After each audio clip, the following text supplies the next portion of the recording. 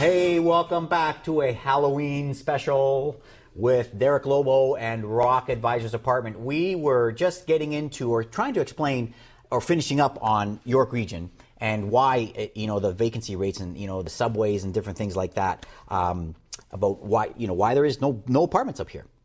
I mean, there's high demand and there's increases coming, but can you just pick up where we left off there? Well, this area of Toronto grew after 1975. This is a new area, right? So in 1975, when they brought in rent controls, they stopped building apartments.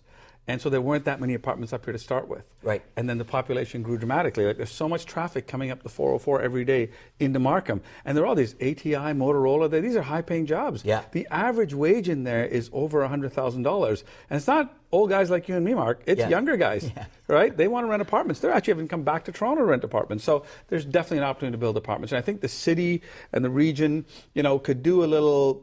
could maybe put a program together to encourage people to come here, because I think the demand is so strong. Sure. Like if you move to Markham, for example, right, and your parents want to come live near you, but they don't want to buy, where are they going to rent?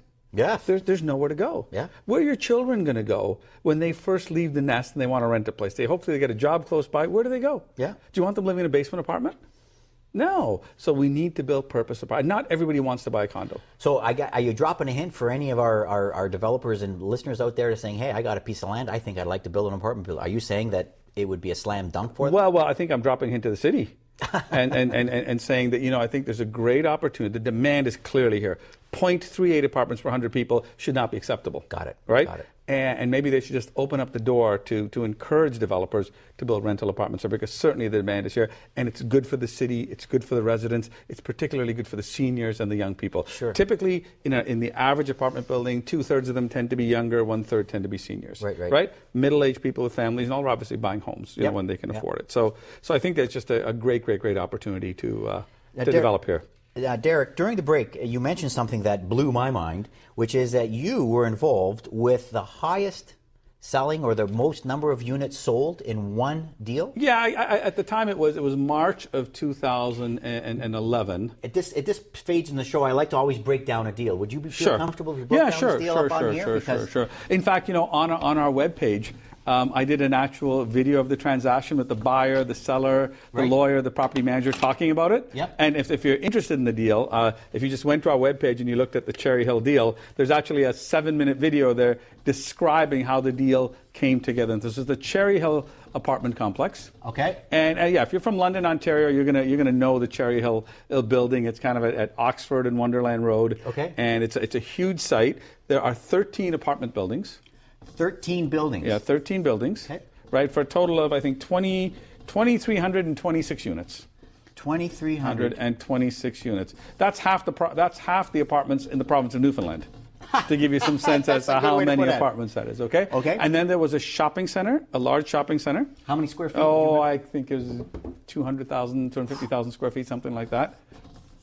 And then there was a medical office building. Wow, medical on top of that. A medical so this was like it was a city. A live-work complex. It was a city.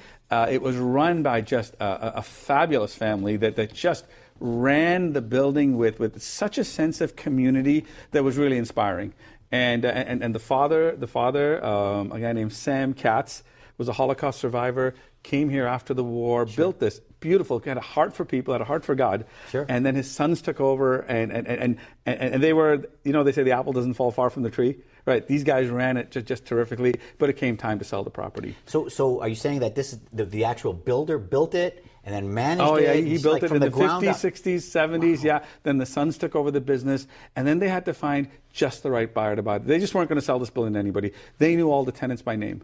They had moved them in there, and so Minto, one of the largest family developers out of Ottawa, with offices in Toronto also, Minto bought it. And so it was a perfect matching of one family and another family.